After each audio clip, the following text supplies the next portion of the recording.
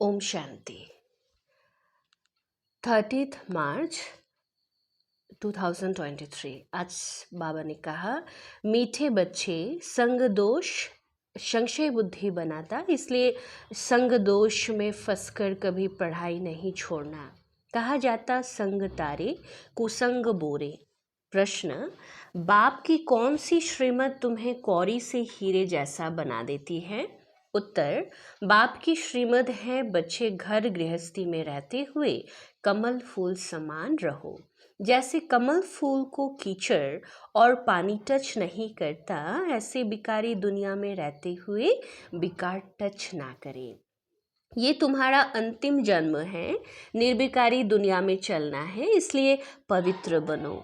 इसी एक श्रीमत से तुम कौड़ी से हीरे जैसा बन जाएंगे, स्वर्ग का मालिक बन जाएंगे। गीत तुझको मुझको सहारा देने वाले। ओम शांति। बाबा ने समझाया है कि भगवान एक ही है जिसने भगवती को रचा।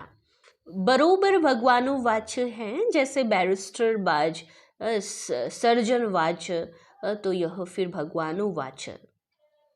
तो भगवान कहते हैं, मैं तुम्हें स्वर्ग का मालिक, राजाओं का राजा बनाऊंगा। यह है गीता। परंतु मनुष्य भूल गए हैं कि गीता का भगवान कौन था। श्री कृष्ण तो था स्वर्ग का नंबर 1 प्रिंस।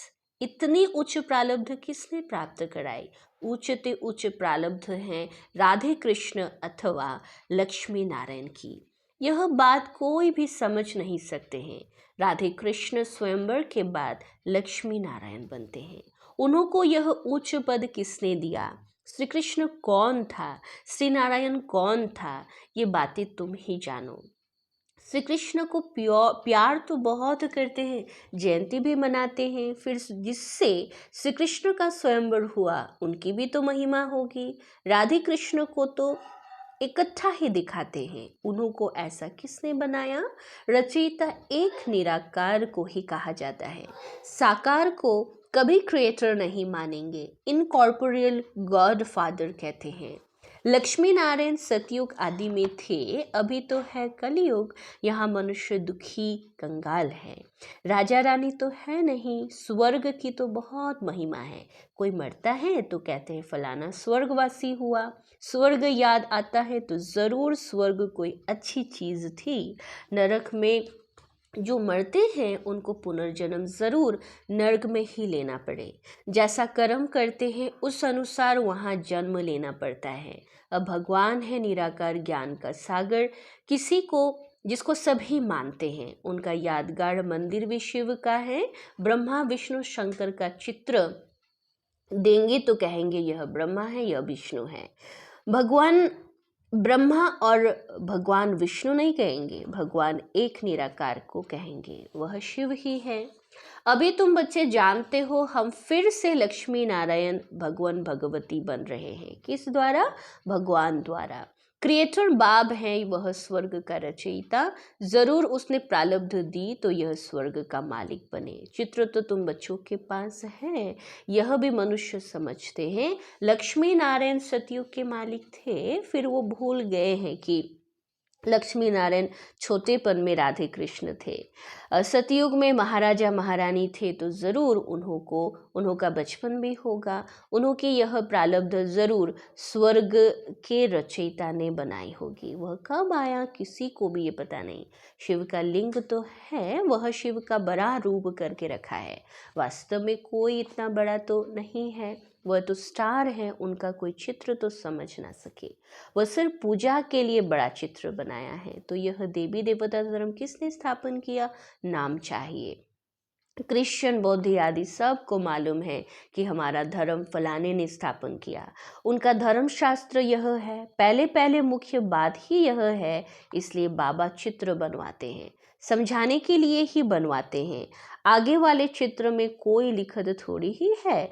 यह तो समझाया है कि स्वर्ग का रचयिता परमपिता परमात्मा स्वर्ग में है, सदा सुख। क्या इतने सब मनुष्य वहाँ होंगे? झाड़ पहले छोटा होता है, फिर बढ़ता जाता है। स्वर्ग में बहुत थोड़े होंगे, नरक में बहुत है। स्वर्ग में सिर्फ देवी देवताओं की राजधानी थी, यह और कोई नहीं जानते। पूछना चाहिए कि ये सृष्टि का चक्र कैसे फिरता है। 5000 वर्ष पहले बरोबर यहाँ लक्ष्मी नारायण का राज्य था, जिसको स्वर्ग कहा जाता था। वो पास्ट हो गया, नई दुनिया जो थी अब वो पुरानी नरक हो गई है। अच्छा, फिर क्या होगा? फिर स्वर्ग आएगा। भक्त याद करते हैं स्वर्ग या मुक्ति धाम को। क्यों याद करते हैं? क्योंकि यहाँ दुख ही है, स्वर्ग में तो सदैव सुख होता है। बाप थोड़ी बच्चों को रचकर दुखी बनाएंगे, ये तो हो नहीं सकता। तुम जानते हो सतयुग से त्रेता, द्वापर और कलयुग होना है। सतयुग का अंत, त्रेता के आदि का संगम कोई कल्याणकारी नहीं, क्योंकि सतयुग में जो 16 कला संपूर्ण है वही देवी देवता फिर 14 कला बन जाते हैं। तो यह कल्याणकारी युग थोड़ी हुआ। फिर त्रेता के अंत, द्वापर युग के आदि का भी संगम हुआ, परंतु उसमें भी कलाएं कम होती है। सतो प्रधान से सतो रजो तमो में गिरते हैं, तमो प्रधान बनना ही है। तो इस समय सारी दुनिया दुखी है। इसको कहा जाता है ऑर्फन्स की दुनिया। कोई धनी धोनी नहीं, घर में माँ बाप नहीं होते तो सभी आपस में लड़ने लग पड़ते हैं। तो कहा जाता है तुम तो निधन के हो। तो यह है हद की बात, अभी यह है बेहद की बात। सारी दुनिया का कोई धनी धोनी नहीं है। मनुष्य मनुष्य में लड़ते हैं, जानवर भी लड़ते हैं, कोई धनी धोनी नहीं है। धनी है बाप रचयिता, उनके आने से ही सब बच्चे धन के बन जाते हैं। बाप बच्चों को शांति धाम फिर सुख धाम ले जाते हैं। पहले सतो प्रधान, फिर सतो रजो तमो, हर एक चीज ऐसे ही होती है। छोटे बच्चे भी सतो प्रधान हैं, इसलिए प्रिय लगते हैं। वही बच्चे अगर शिक्षा नहीं मिलती तो माँ बाप को तंग करने लग पड़ते हैं। तंग तो होते हैं ना, लड़ते झगड़ते बीमार हो पड़ते हैं। कोई को नुकसान पड़ता है तो यह भी दुख होता है ना। सतयुग में कोई भी दुख नहीं होगा, वह है ही सुख धाम। बाप बच्चों के लिए स्वर्ग रचते हैं, वहाँ सदैव सुख है। तुम जानते हो यह बेहद की दुनिया नई थी, अब पुरानी है। दिल्ली पुरानी और नई है ना, पुरानी अलग है, नई अलग है।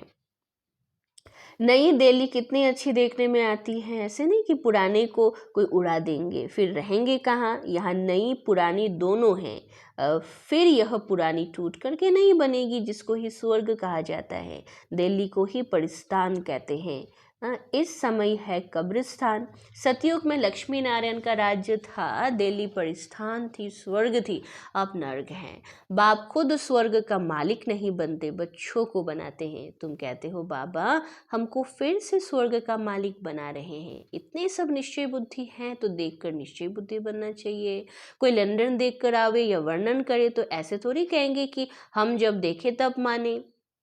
यहाँ तो इतने सब बच्चे कहते हैं हमको भगवान पढ़ाते हैं, तो झूठ तो नहीं बोल सकते। परंतु भाग्य में नहीं होगा तो बुद्धि में बैठेगा नहीं। बाप कहते हैं इसमें छोड़ना कुछ भी नहीं है, यह अंतिम जन्म है। गृहस्थ व्यवहार में रहते कमल फूल समान पवित्र रहना है। यह है मृत्यु लोक, वह है अमर लोक। गाया जाता है संपूर्ण निर्विकारी दुनिया, वहाँ विकार होता नहीं। तो मानना चाहिए ना, बरोबर देवताओं की महिमा भी करते हैं, सर्वगुण संपन्न। यह था ही वाइसलेस वर्ल्ड। अच्छा, बच्चे तो पैदा होते होंगे तो ज़रूर कोई युक्ति होगी ना, विकार से तो नहीं होते। वहाँ यह पॉइजन नहीं होता। यहाँ है संपूर्ण विकारी, वहाँ है संपूर्ण पावन। यथा राजा रानी तथा प्रजा। इसमें तुमको संशय क्यों पड़ता है? वहाँ की जो रस्म रिवाज होगी उसी अनुसार बच्चे पैदा होंगे, वहाँ विकार होता नहीं। यह नेचर इस मृत्यु लोक का है, वहाँ कोई को दुख देते नहीं। जानवर भी एक दो को दुख नहीं देते, वह भी ऐसा ही पैदा होंगे। अब तुमको चाहिए क्या? शांति चाहिए तो अपने को आत्मा समझ बाबा को याद करो, तो मेरे पास चले आएंगे। जो स्वर्ग में आने वाले होंगे वही कहेंगे हम तो ज्ञान जरूर लेंगे, सुख जरूर लेंगे, बाप से स्वर्ग का वर्षा लेना है। तुम जानते हो हम बेहद के बाप से बेहद का वर्षा ले रहे हैं, बाप की श्रीमत पर चल रहे हैं। चलते फिरते चलते चलते फिर कहाँ उल्टा सुल्टा तूफान आता है तो निश्चय टूट पड़ता है, माया से हार खा लेते हैं। बाप कहते हैं कल्प पहले भी ऐसा वर्षा लेते लेते हार खा ली थी, विकार में फंस गया था, गाया भी हुआ है, संग तारे कुसंग बोरे तो यह सद का संग है। उनकी श्रीमत पर चलने से ही हम नई दुनिया में आ जाएंगे। निश्चय में संशय आ जाता है तो वर्षा मिल ना सके। ऐसे बहुतों को निश्चय होते होते फिर संशय बुद्धि हो जाते हैं, तो माता पिता कहते हो फिर उनको छोड़ देते हैं, यह भी ड्रामा में नूंद है। शिव बाबा के बने फिर ऐसे बाबा को फाड़ कर देवंती हो जाते हैं। तुम्हें ईश्वर का बनना है या रावण का, लड़ाई है ना। कोई तो माया पर जीत प्राप्त कर समझते हैं बाबा से हम जरूर वर्षा लेंगे। श्रीमत पर चलते रहते हैं। एल्बम भी तुम्हारे पास है। जिन सभी बच्चों ने प्रतिज्ञा की है कि हमको गृहस्थ व्यवहार में रहते कमल फूल समान पवित्र रहना है, कमल फूल को पानी टच नहीं करता, तुमको बिकारी दुनिया में रहते हुए विकार में नहीं जाना है। ये तुम्हारा अंतिम जन्म है। अपने को निर्विकारी बनाने से तुम निर्विकारी दुनिया में चले जाएंगे। पवित्र बनना तो बहुत अच्छा है। बाबा कहते हैं कि मेरे द्वारा तुम पवित्र बनेंगे तो स्वर्ग पवित्र दुनिया का मालिक बनेंगे। पतित दुनिया अब विनाश होनी है, कितना सहज समझाते हैं। ब्रह्मा द्वारा स्वर्ग की स्थापना सो तो हो रही है, बाकी सब हिसाब किताब चुकता कर मुक्ति धाम चले जाएंगे। सतयुग में तो तुमको सच्चा सुख मिलता है। बैकुंठ का नाम तो मशहूर है, बरोबर लक्ष्मी नारायण का राज्य था। मनुष्यों को तो कुछ भी पता नहीं है। सन्यासी खुद निर्विकारी बनते हैं तो विकारी लोग उनकी पूजा करते हैं। विकारी आत्मा बनती है, परमात्मा नहीं। वो समझते हैं हम निर्विकारी बन परमात्मा बन जाते हैं, तो भी दो चीज तो है ना, आत्मा और परमात्मा। विकारी को तो परमात्मा नहीं कहा जाता। वो समझते हैं हम निर्विकारी बन परमात्मा बन जाएंगे। बाबा कहते ऐसे तो हो नहीं सकता, कोई भी मिल नहीं सकता। तो मैं आकर सबको वापस ले जाऊंगा। निशानी भी है महाभारत लड़ाई, बच्चों को राजयोग सिखा रहा हूँ। महाभारत लड़ाई तो भगवान भी ज़रूर होना चाहिए, जो सभी झंझटों को हटाए, सभी के झगड़े ख़त्म कर दे। सर्वशक्तिमान तो बाप है ना। कहते अगर तुम मेरी मत पर चलेंगे तो मैं तुमको स्वर्ग का मालिक बनाऊंगा। कल्प कल्प तुम मेरी श्रीमत से ही ऐसे श्रेष्ठ बनते हो। आधा कल्प बाद